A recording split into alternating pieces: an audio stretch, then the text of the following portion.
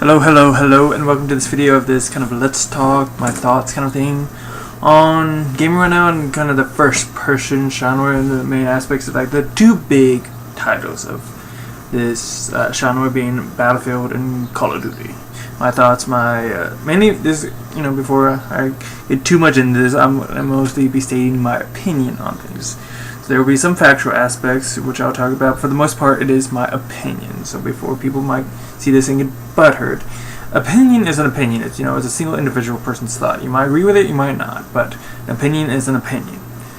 There's no need to get overly angry about it. An opinion is something that can start off with a pupil's conversation. That's what I'm trying to say. They're not a person, but they can start off a conversation of things. And first and foremost, my thoughts of these games is like they're nice, but they're becoming dinosaurs. Aspects of something being that DLC, like the old way of having to have like a season pass or these like single map pack DLC things is an old thought, an old concept that's dying out, with a lot of being mainly consumers and being publishers or developers. And there was like a YouTuber who said like about Battlefield 1 is like the only way to make money after the game comes out is for Battlefield 1 is its premium pass and its map packs, but that's not necessarily true, because the way most things are going now, the way it should be, is for the most part that shit, the maps, the weapons should be free. And the way those games, Call of Duty, Battlefield has it, and even Rainbow Six Siege is going to have it, the way a lot of games have it is you have these loot crate kind of items.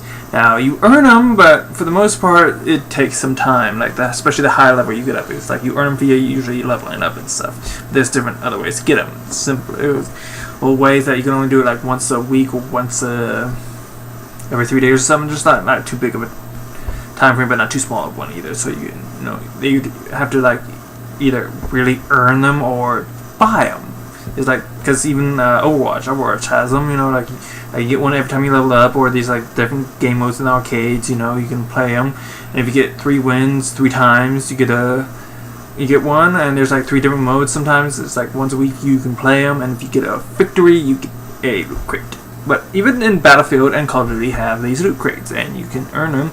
And with Battlefield, it's the algorithm to getting one is odd, and it's kind of retarded right now, because it's hard to ever figure out how it is you get one, because it's just a straight up random number generator. It's like how you ever get one, it's not easily earned. You don't get it via leveling up. You don't do it through the like being the top player, like one of the top 5 players that you see at the end of the game, or be it like you do from finishing one of the medals that you can do like once a month or week or whatever. But the Battlefield 1 thing, they have it so oddly, it's almost like you have to buy them. And I believe you can, assume so, because there have been this way in previous Battlefields, including Hardline. I'm not sure if there was one before with Battlefield 4, possibly, but Hardline, you can do it. Not to mention, there's other ways for them to earn it. You have their shortcut kind of packs. Like you can get all the weapons unlocked for the assaults, the medics, and all that shit, even for probably the vehicles. But it's not necessarily the only way that they have to make money. Premium passes and the individual map pack kind of things, it's not the only way that they can make money after the release of the game, after somebody purchases the main vanilla kind of game. What would be smart for Call of Duty and Battlefield to do is kind of go the way that Rainbow Six Siege does. Their season pass is only $30. It could be maybe a bit cheaper, like $25. It'd be probably the smartest thing for them to do it at that price. They'd probably get more people to get it. The way that it works, if you've never played it or ever heard of it, the season passes, with them they have operators, and there's new operators once every 3 months. The way it's supposed to go right now, it's kind of jinky because of what they're doing with the operators now, which is another talk. But 2 operators come out every 3 months. Now the way you have to get them, if you don't have the season pass, is you have to earn the in-game currency, which is called renown, and it takes some time. But there's like different what would be different challenges that come up. Like there's a whole story behind that. I think it's stupid, but there's challenges like from the game itself and from the Uplay area that allows you to earn renown even more so. But with the season pass, you have the operators automatically unlocked. You get to play them a week early when the map itself comes out, because they release a new map every time also an operator comes out. So when like the season pass holders get the operators map for everybody, not just the season pass holders come out for people to play. That way people aren't so easily divided at the one point. Everybody gets to play it, and you get double XP all the time. Or double renown kind of thing, but like you earn renown twice as easily as you would if you didn't have the season pass. You can also buy ability to have double XP, which would be smart for Call of Duty and Battlefield to have. Also, you can have that as a way to purchase stuff, because it's like they have their regular in-game earnable currency, and they have like what there is their purchase currency, which is kind of like the coins in Call of Duty, which Call of Duty has too. But it's the whole premium season pass thing where you have to have that to get the maps and the weapons and whatnot is an old dying thing. And my thought is the first one to do it, be it either Battlefield or Call of Duty, the first one to do it will get the more majority of the consumer to get on their side and play their game more and purchase their games more. Now, first, of course, you have Battlefront, which is coming with the second one that's gonna not have that, even because the first one that did it kind of just really sunk. And with Battlefield 1, it's like you have less and less people playing, and you have more and more of the community divided, being that a lot of people aren't gonna buy the premium pass or stuff, because a lot of people can't get it because they don't have the money to, or they want to save it for another game, or they have to, have it for, bills and whatnot and shit, People don't have the currency anymore, being how unfortunately the economy is now working and everything. It's just, more and more people are coming into life, more people being born pretty much, and more people are becoming of age to go out and get jobs. So there's less and less jobs for people to have because there are more and more people. And being that such, because there's a lot more people who don't have, college degrees, who don't have the experience in a lot of these jobs that, like me, can't get, because there's like experience they want that you don't have. You need a degree that you don't have. You need to, you maybe speak a language that you don't. Because I live in an area where English isn't the only language that's spoken; it's also Spanish. And a lot of these places were like people who are fluent in Spanish, and I am not. It's just like it's more and more as the years go by, more and more it's just challenging for people to get jobs, because there are more and more people coming into existence, being born, and more people that are becoming of age to get jobs. So it's a lot harder. So you need a lot more jobs, and it's like hard to get jobs that pay good money. But back to the point of the whole currency aspects of games and premium passes and season passes, and how this shit needs to stop, because there's not enough money in the world anymore for people to buy this kind of shit. It's getting too expensive, because the fucking cost of these things is retarded. They're $60 pretty much. They were $50, but it's pretty much, you buying another game. It's stupid. Seriously. Not to mention the reason why this is all dying out because of Battlefield 1 is because the time in between the releases of these things is becoming longer and longer, almost.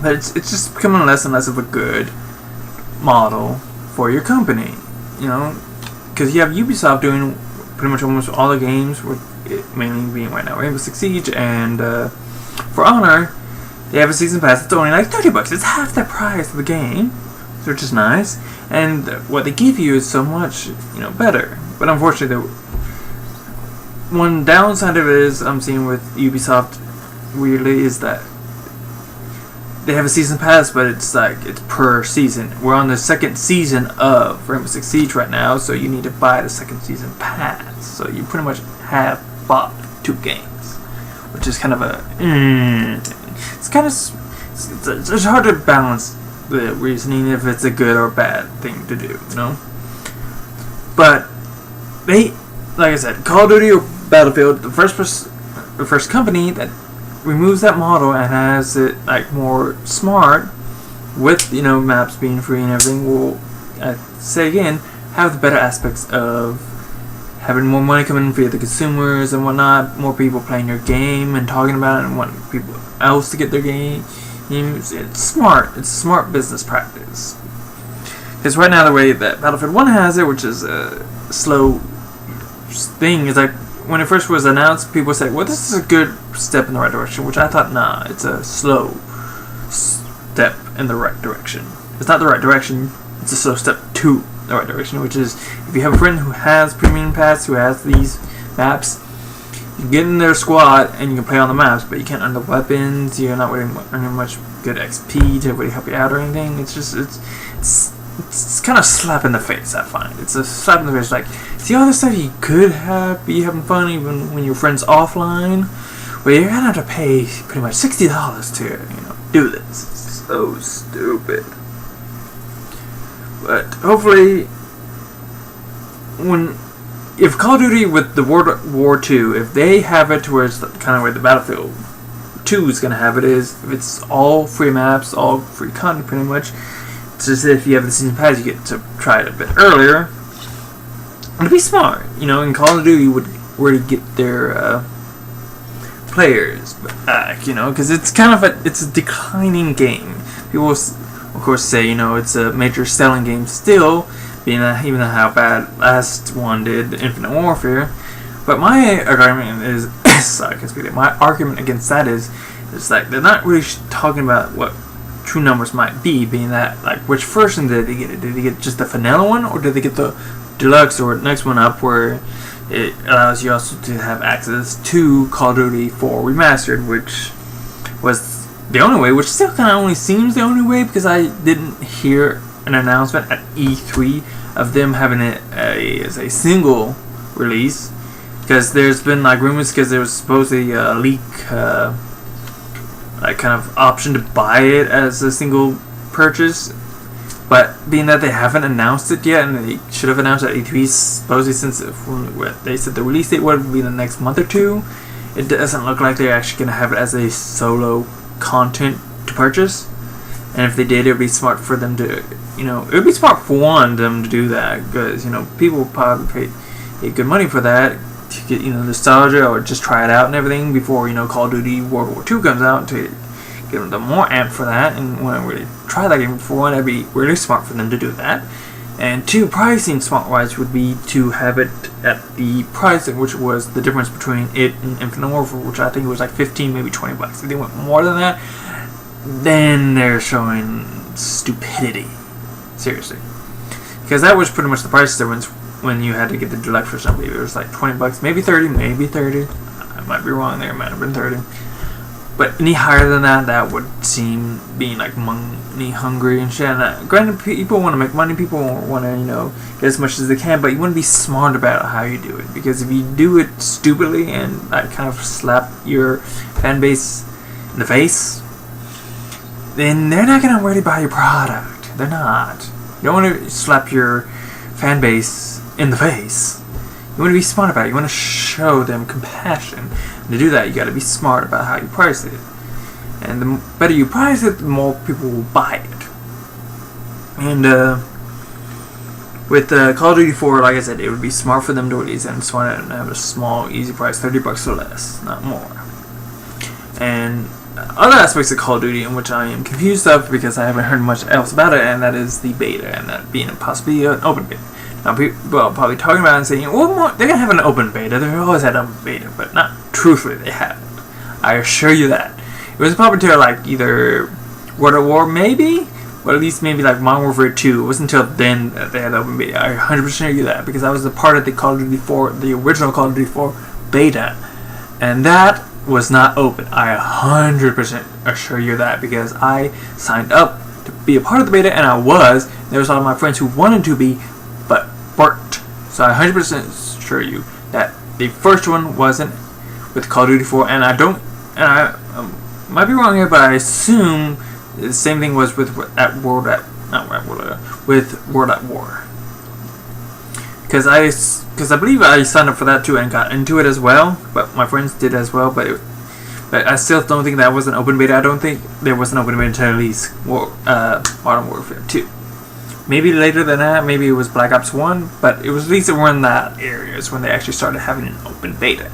Now, the only thing they have announced-wise, which from the previous showcase of it, like the reveal of Call of Duty World War II, is they only talked about their private beta, and the only way to get into the private beta is to pre-order it.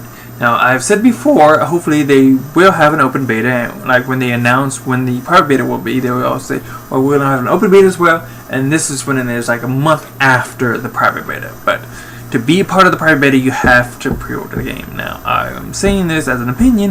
If it's the only beta they have, then it is stupidity at its highest. Because it reminds me of them having to have the Call of Duty 4 Remastered combined with Infinite Warfare, because they pretty much knew if they didn't, Infinite Warfare wouldn't have sold as much as it did, even though it was still at a loss. Which is probably true.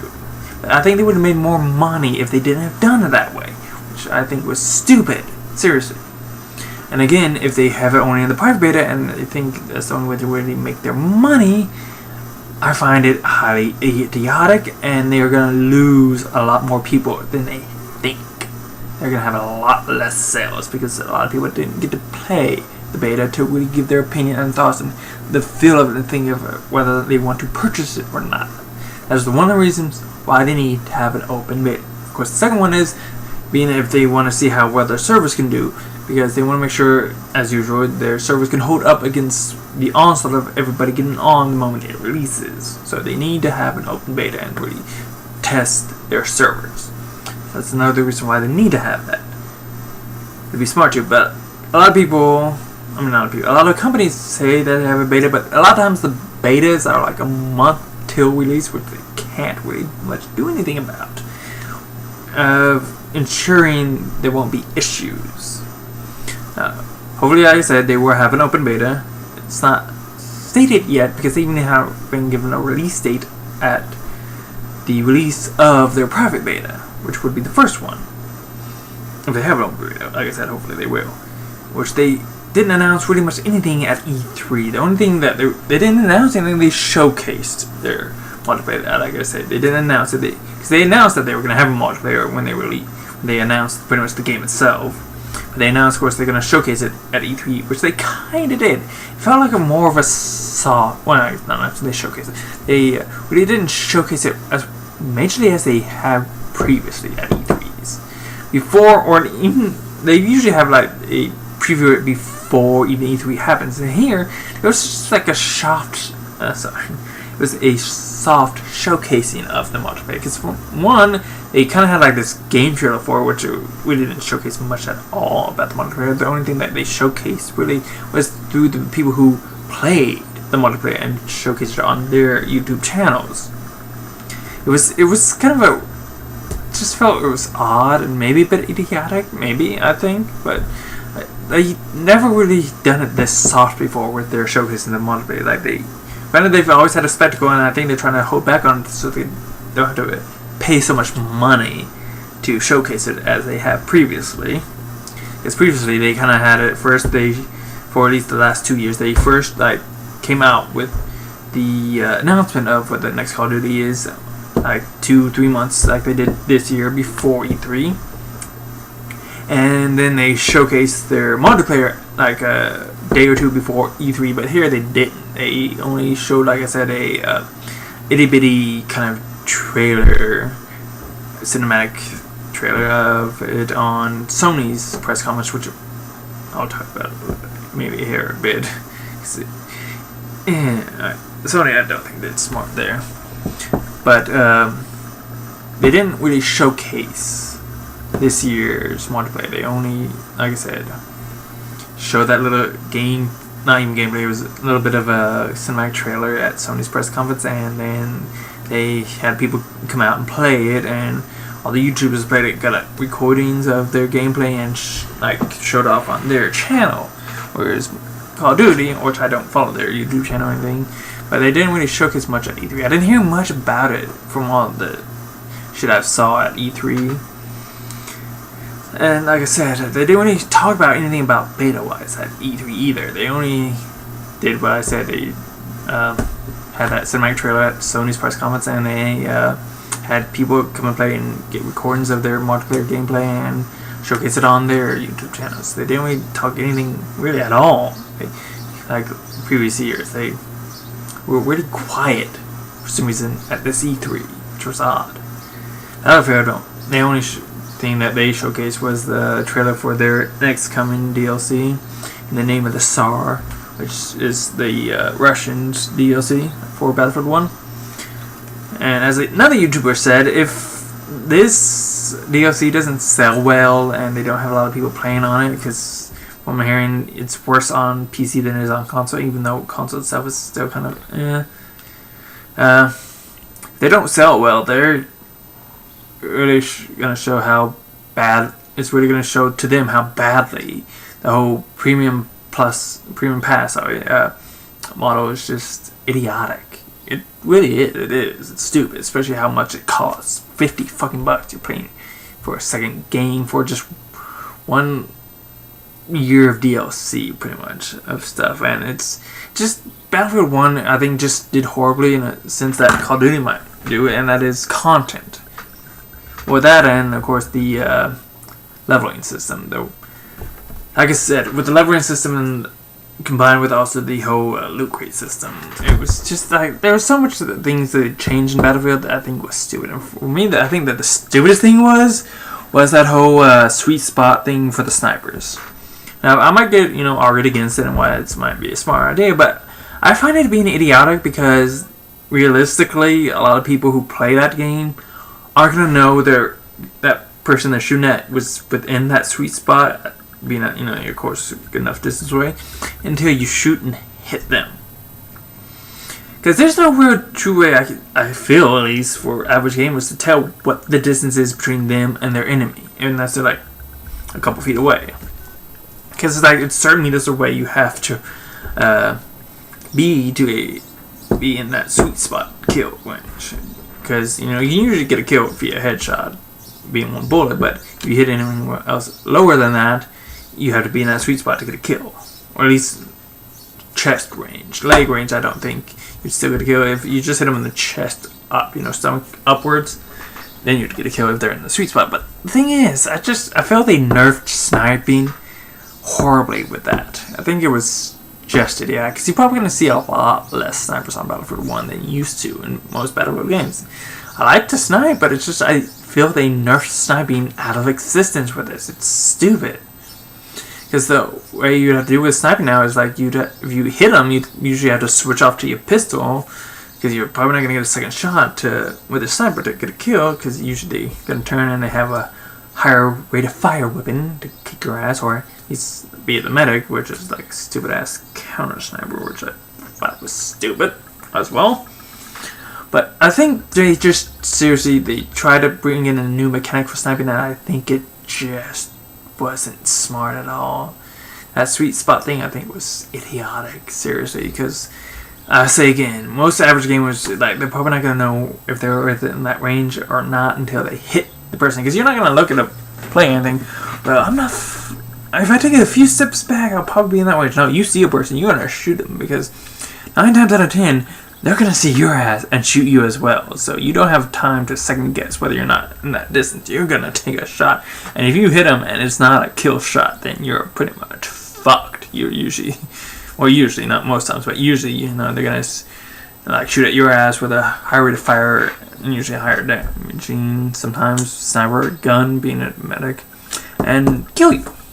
Which is, bad. Because, the only gun I thought that was good at sniper rifle wise, single shot gun, was the one you have to unlock when you hit rank 10 of the sniper class. I forgot what it's called, but it's just like you rank. Sorry, I can't speak.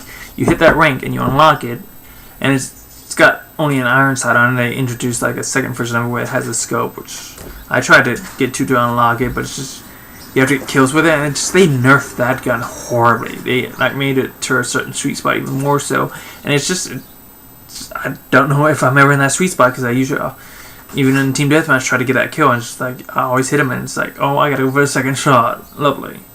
It's stupid. They just nerfed snipers pretty much out of existence with that fucking mechanic. It is fucking idiotic. And we'll see how, sniping works in Call of Duty. Because supposedly it's like with them, it's like you hit somebody, you hit them. It's a kill. Which is smart, because that's the way snipers kind of supposed to work. Because it's hard to get a hit, and if you get a hit, you get a kill. The way, unfortunately, sometimes the way Call of Duty has worked, like, or with, you know, even now Battlefield, it works is like you hit somebody, you're getting a hit marker. You're not getting a kill. You're getting a hit marker, which is stupid. Seriously, I maybe understand that if like from the waist down, like in the leg area, you hit somebody there and it's a hit marker. But if it's like from the stomach up to the head, it should be a one-shot hit from any distance. Seriously, because it's hard to get a second hit for the most part, and that's why, you know, snipers are supposed to have much more power. It's because, you know, you hit them, you boom, you kill them, and sometimes, you know, you try to get a second shot off to another player, but sometimes that works. It's like you have to be skillful to, and, you know, at a distance to be smart to get kills with these things, multiple, that is. And as I said before, I'll talk a little bit of the E3 press conference of Sony. I mean, as I said in my Sony thoughts on it, I thought it was idiotic the way they kind of worked it, because the reason why I thought Sony did horribly is because they had a lot of titles that didn't have a exact release date. It was always like coming sometimes later this year, coming sometime next year. It's like they have a lot of games that can be delayed, and they will say, you know, you can't be this mad at us because, you know, we didn't give a definitive release date, so, you know, calm the fuck down. There's like they didn't give any exact release dates because there's most likely going to be delays in these games, and the only game that they really showcased gameplay wise was that last game, Spider-Man, which looks nice and all, but again, it's a game that has not a solid release date. I believe it's just like it's coming in 2018. It's like, yeah, there's like probably 2, maybe 3 games in that they had a solid release date, and 2 of those were ones that we already knew about, being Call of Duty and Destiny. Yeah, so no big surprises there. And not to mention people saying, well, they were smart about having, you know, it was just a showcase trailer. That's kind of the reason why I liked it. And it's like, but it's E3. It's a press conference of games, and Sony didn't have any really aspects of the press conference. They just had the trailers of the game, which, you know, Microsoft had a bunch of trailers, but they had a press conference. They told you about the games. They pretty much had information about the games that they wanted to give you more so than what the trailer showcased. They wanted to get you really hyped, really informed, really knowing, and not to mention understanding that they had solid release dates. Sony didn't have anybody come out and talk about the games because there was like probably they didn't have enough information really to give. They just like, well, it's coming out, so yeah. At some point, you know, maybe sometime next year, maybe not. We'll see. But yeah, they didn't have a press conference. They just had trailers, and you can easily do that online. You didn't have to come to, you know, E3 and showcase this stuff off from like a 3-minute trailer. You can easily just throw that on YouTube and just have about your merry way. Sony really fucked up, I think, on the games, because they really just, like I said, they had no really solid release date games outside of pretty much Call of Duty and Destiny, which was already known from when they showcased their games by themselves earlier this year. And they really had nobody come out and talk about their games to really get you hyped.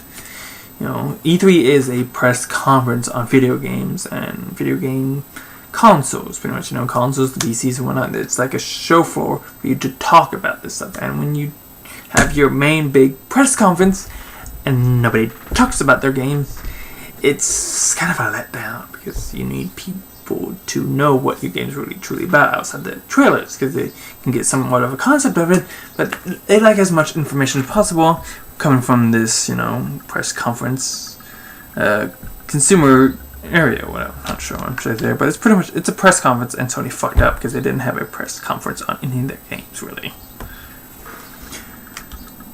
Sorry, I had to get that out. But yeah, hopefully soon, Call of Duty or Battlefield.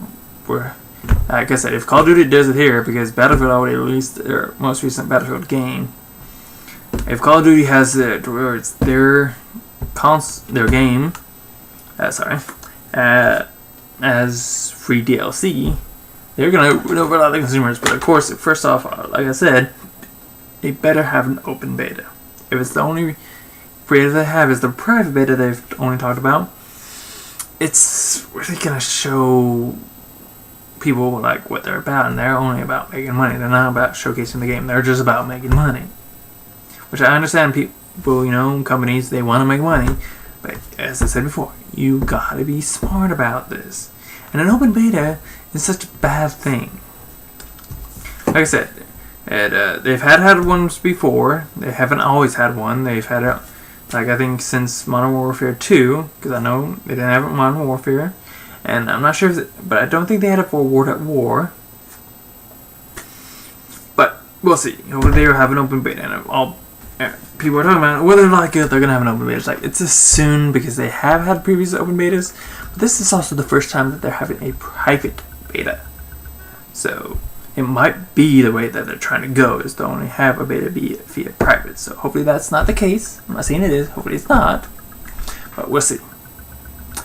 But I thank you for watching. I hope you're informed. I hope you're entertained, and I hope you have a rock'em sock'em day. Peace.